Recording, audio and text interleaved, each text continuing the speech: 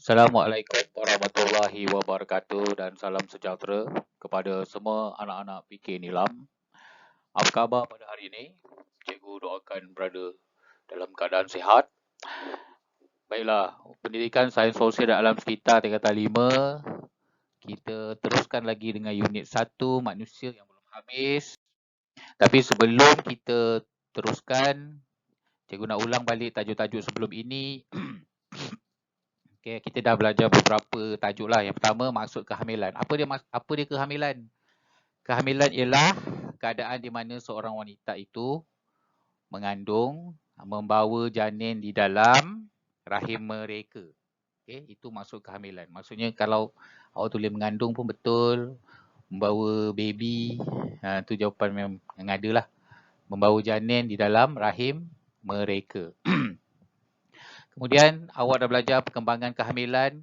Perkembangan kehamilan ada 3 peringkat, ada 3 trimester. Okay, trimester pertama, minggu pertama hingga ke-13. Kemudian trimester kedua, minggu ke-14 hingga ke-27. Dan trimester ketiga, minggu ke-27 hingga ke minggu ke-40. Okay, jadi perkembangan kehamilan tu boleh faham. Maksudnya 3 bulan pertama keadaannya macam mana, 3 bulan kedua keadaannya macam mana, dan 3 bulan terakhir sehingga melahirkan bayi tu keadaannya macam mana. Okay, tajuk seterusnya ialah keperluan nutrisi untuk ibu hamil. Yang ini apa yang ibu hamil perlu makan supaya janin dalam kandungannya berada dalam keadaan sihat. Pertama sekali kena banyak makan protein. Okay, protein tu untuk kita membina sel supaya perkembangan bayi janin dalam kandungan tu membesar dengan baik. Kemudian ibu hamil sangat perlu makan asid folik. Okay, asid folik ni pertama dalam bentuk ubat yang klinik bagilah ataupun dalam makanan, segala jenis makanan seimbang yang yang ibu hamil makan tu, dalam tu semua ada asid folik tapi dalam kuantiti yang sedikit. Jadi senang cerita, ibu hamil ni apa yang dia kena makan? Dia kena makan makanan yang sihat. Okay, kena makan semualah, protein, karbohidrat, lemak, kalsium untuk membina tulang bayi, okay, zat besi untuk membina darah bayi dan sebagainya. Okay, tajuk yang keempat, kepentingan penjagaan kesihatan ibu semasa hamil. Ini apa yang ibu hamil kena buat dan apa yang ibu hamil tak boleh buat. Okay, kena buat, jaga kesihatan, jangan buat benda yang kasar-kasar. Okay. Kena bersenam, makan seimbang. Tapi apa yang ibu hamil tak boleh buat? Tak boleh merokok, tak boleh minum arak, tak boleh berjogging, beria dan sebagainya. Okay, boleh rujuk balik dalam buku teks yang kita dah rujuk sebelum ini. Baik, itu tajuk-tajuk.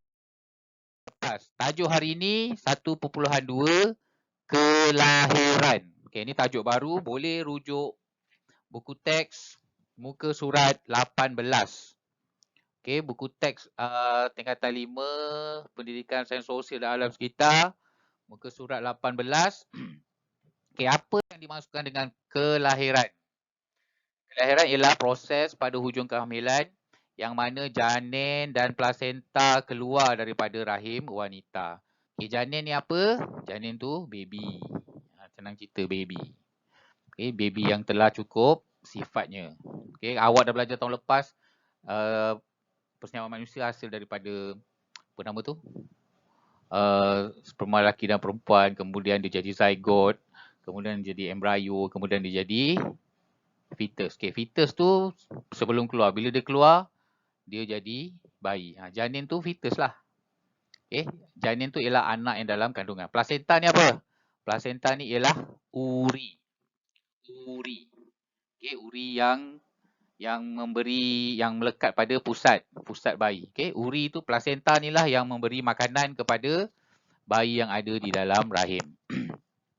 Baik, kelahiran boleh berlaku dalam 2 keadaan. Okay, yang pertama secara semula jadi dan yang kedua secara pembedahan. Okay, secara semula jadi maksudnya dia keluar semula jadi beranak normal melalui faraj. Okay. Kalau tengok gambar dia macam ni lah.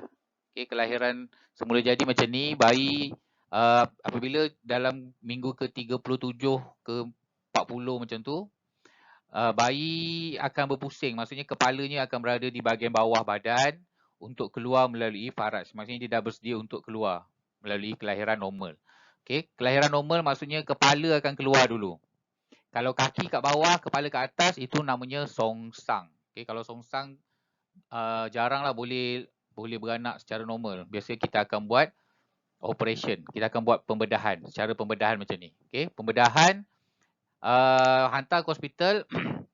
Okey, nanti hospital akan setkan dia punya masa pembedahan tu. Kemudian bila pembedahan pertama sekali, ibu akan dibiuskan.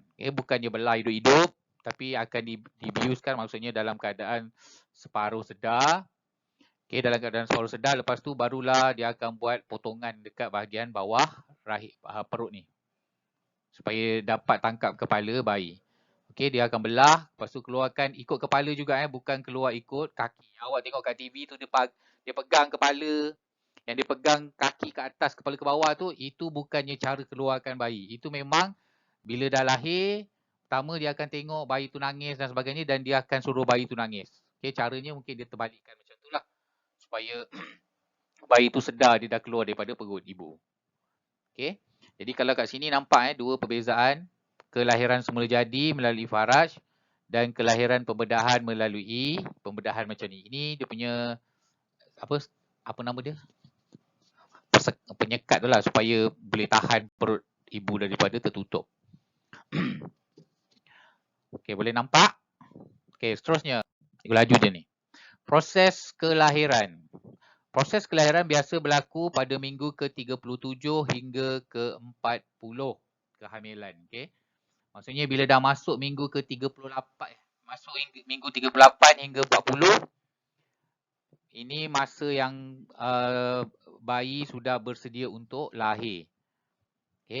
Sama ada kelahiran semula jadi ataupun kelahiran pembedahan.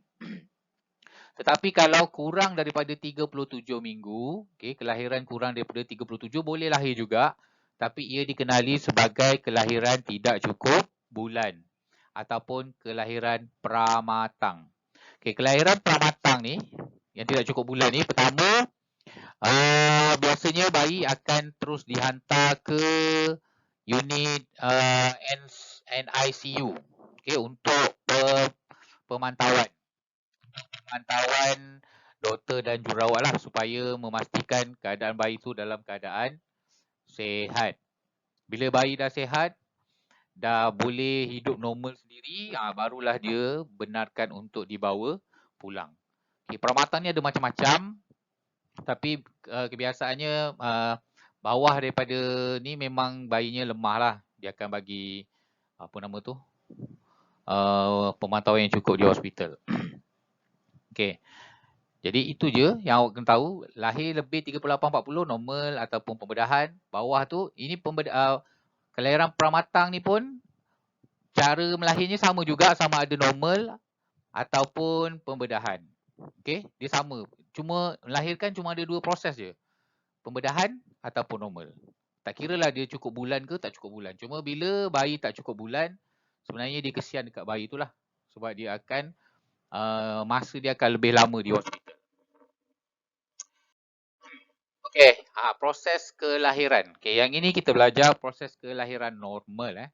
Normal maksudnya apa yang akan berlaku apabila seorang ibu melahirkan secara semula jadi melalui farajnya. Pada peringkat pertama, rahim akan menipis dan terbuka. Lepas tu kontraksi semakin kuat, iaitu berlaku setiap 5 hingga 20 minit. Maksudnya pada peringkat pertama akan berlaku kontraksi. Kontraksi ni apa? Kontraksi ni ialah kesakitan. Kesakitan saya tak tahu sebab saya tak pernah beranak. Tapi orang cakap sakit lah. Sakit. Kontraksi ni ialah kesakitan apabila nak melahirkan. Dia pada peringkat pertama, dia tidak berlaku dengan kerap. Tetapi mungkin dalam 5 ke 20 minit sekali. Kemudian air ketuban mula pecah. Air ketuban ni ialah air yang berada di sekeliling bayi dalam rahim ini. Air yang mengelilingi bayi ni kita panggil air ketuban. Jadi pada peringkat pertama, air ketuban ni dah pecah, dia akan keluar melalui faraj. Keluar maksudnya keluar cecair lah melalui faraj ibu. Kemudian apabila kelahiran tu aktif, maksudnya memang dah confirm nak bersalin, kontraksi semakin kuat, lama dan menyakitkan. Okey. Menyakitkan tu saya tak tahu sakit macam mana, tapi sakit lah. Okey, jarak masa antara kontraksi semakin cepat. Okey, maksudnya kontraksi semakin cepat dan ibu akan merasa tekanan di bahagian belakang badan. Okey, cervix semakin licin dan bayi mula bergerak ke pintu cervix.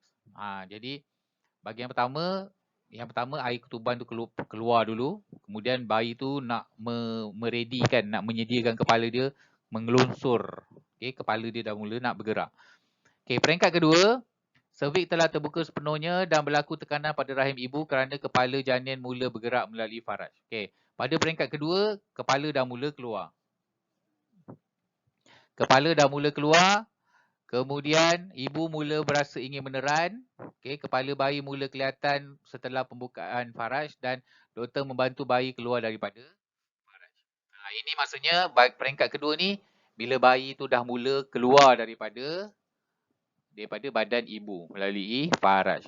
Peringkat ketiga apabila bayi telah keluar sepenuhnya. Okey, bayi telah keluar dan tali pusat bayi dipotong. Tali pusat ni inilah plasenta tadi. Dan tali pusat bayi ni akan dipotong. Kontraksi berlaku 5 hingga 10 minit selepas kelahiran untuk mengeluarkan uri pula. Lepas tu uri ni baru keluar. Keluar sebiji. Lepas tu uri akan terpisah daripada badan. Lepas tu uri ni lah yang akan dibawa balik oleh bapa awak. Kemudian untuk dicuci. So macam tu lah proses kelahiran. Dia ada 3 peringkat. Peringkat pertama sakit. Lepas tu keluar air. Peringkat kedua kepala bayi mula keluar dan ibu mula meneran. Ketiga, bayi dah keluar kemudian berlaku lagi kontraksi untuk mengeluarkan uri. Itu je cerita dia, panjang-panjang kau cerita banyak nanti kau tak faham. Kau tak ingat pun. Yang penting melahirkan sakit. Jadi sayangilah ibu awak yang telah melahirkan awak sebab melahirkan tu sakit. Boleh hilang nyawa. Baik.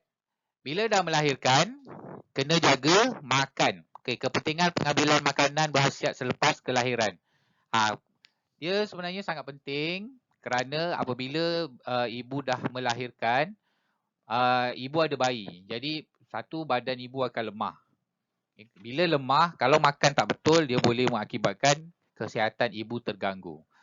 Okay. Lagi satu, apa yang dimakan ni, ini untuk memberi kesihatan yang berpanjangan kepada ibu selepas dia melahirkan lah. Yang pertama sekali, dia lebih kurang sama macam apa yang perlu dimakan semasa hamil, tetapi dia yang tak ada asid folik. Itu je. Kalau masa mengandung, masa kehamilan tu memang kena makan banyak asid folik untuk bayi. Sekarang bayi dah siap. Bayi dah keluar. Jadi apa yang ibu makan adalah untuk dia dan untuk bayi itulah, terutama untuk susu.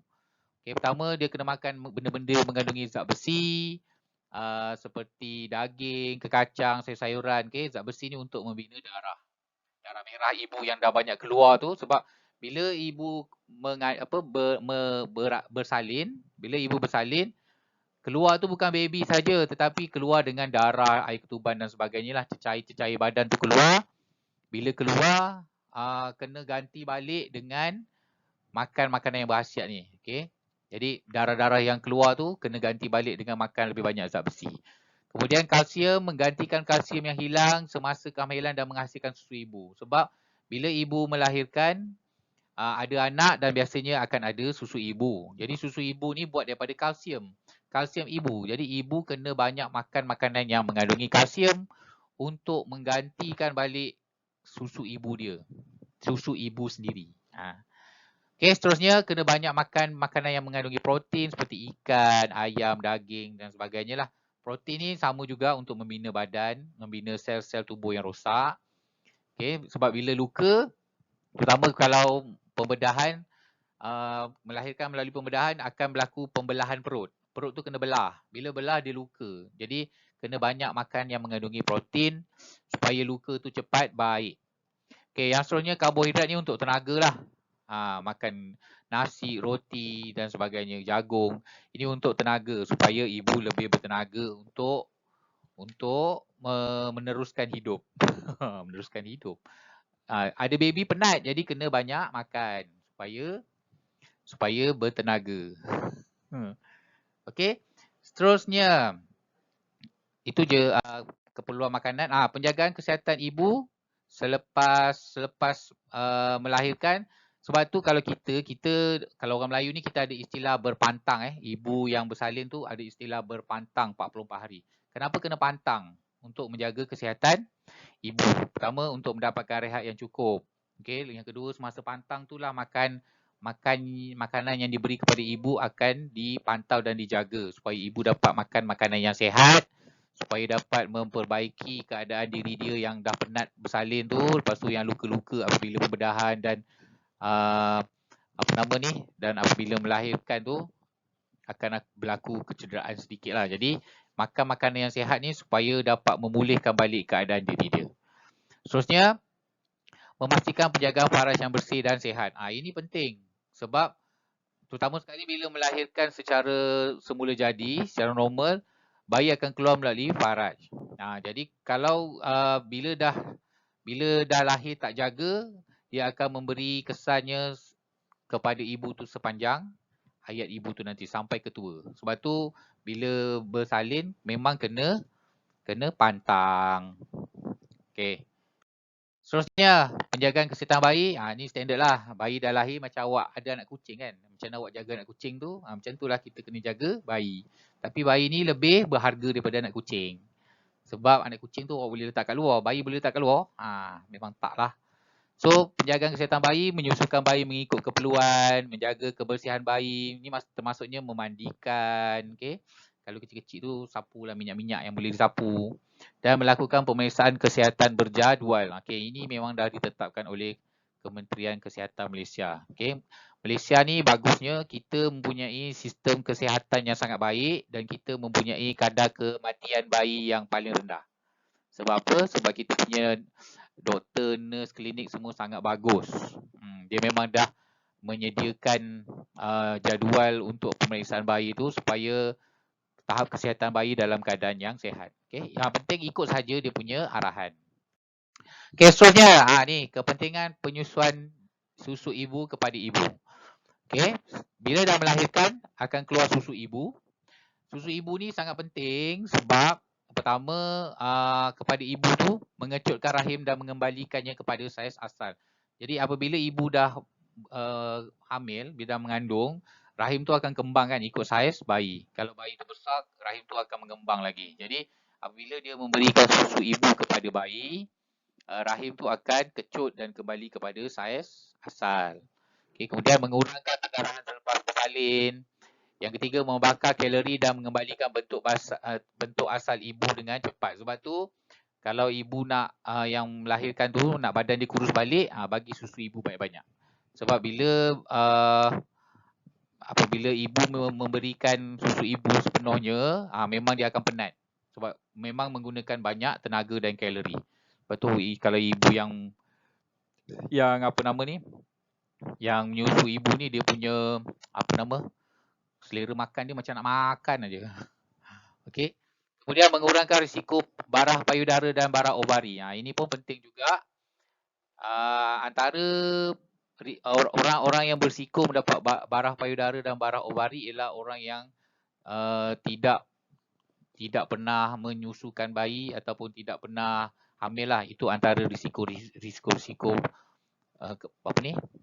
barah payudara ni. Jadi kalau awak ada rezeki untuk hamil, pastikan bila dah bersalin bagi susu ibu banyak-banyak pada anak awak. Itu salah satu pencegahan untuk mengurangkan risiko barah payudara dan barah ovari. Payudara tahu kan? Ovari tahu kan? Tak tahu mesej. 5. Menjarakkan kelahiran jika mengamalkan penyusuan secara sepenuhnya. Okay, ini memang family planning. Okay, jadi bila ada anak yang menyusu, takkan nak buat anak baru. Macam itulah directnya. Kena pastikan dia habis dulu. Habis dulu menyusu, baru boleh planning untuk yang seterusnya. Okay, dan yang terakhir, penyusuan susu ibu kepada bayi yang pentingnya membekalkan nutrien kepada bayi. Okay, ini memang penting sebab Apa yang ibu makan memang terus disalurkan kepada bayi. Okey, jadi untuk memastikan bayi sentiasa sihat, pastikan bagi susu ibu. Sebab susu ibu adalah susu yang terbaik di dunia kepada bayi. Bukan susu lembu, bukan susu kambing, tetapi susu ibu. Tapi kalau dah tak ada, dah tak keluar nak macam mana kan? Gunakan je lah susu formula yang ada. Yang kedua, mengandungi kolesterol dan menguatkan imuniti bayi. Ini sebab itulah dia penting. Sebab dalam susu ibu tu ada kolesterol. Kolesterol ni ialah bahagian protein yang terpenting untuk memberi nutrien yang paling tinggi kepada bayi. Okay, jadi bayi-bayi yang kebanyakan yang minum susu ibu sepenuhnya, kadar imunitinya sangat tinggi, jarang dihinggapi penyakit. Okay, bayi yang minum susu ibu sepenuhnya jarang dapat penyakit sebab ibu dah dalam susu ibu tu ada antibody untuk penyakit-penyakit yang ada di sekeliling bayi. Seterusnya mencegah masalah alahan seperti asma, eczema dan kolik bayi.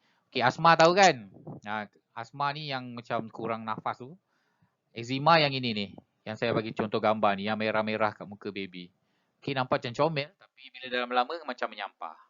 Ini eczema ni dia mungkin pedih, mungkin gatal lah. Ni antara alahan-alahan yang diterima oleh bayi. Okey, jika kalau dia sebenarnya bergantung pada bayi juga.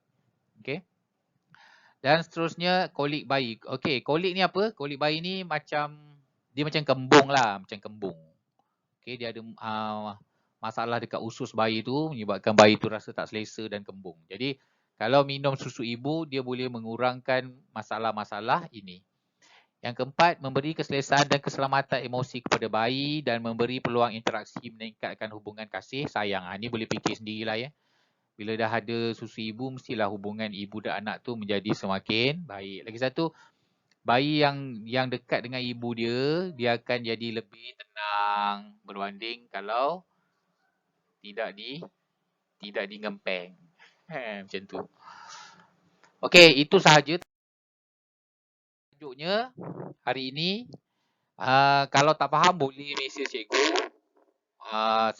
WhatsApp sentiasa terbuka 24 jam. Yang selalu tanya pun orang-orang tu jugalah. Baik, tugasan hari ini latihan 6 hingga 10 dah siap, tangkap gambar dan send kepada cikgu untuk semakkan. Okey, itu sahaja, panjang sikit video hari ini 22 minit kau. Terima kasih, itu sahaja, berjumpa lagi. Assalamualaikum. Okey, tajuk unit 1 ni dah habis Kita akan masuk unit 2 pada minggu hadapan. Sekian, bye-bye.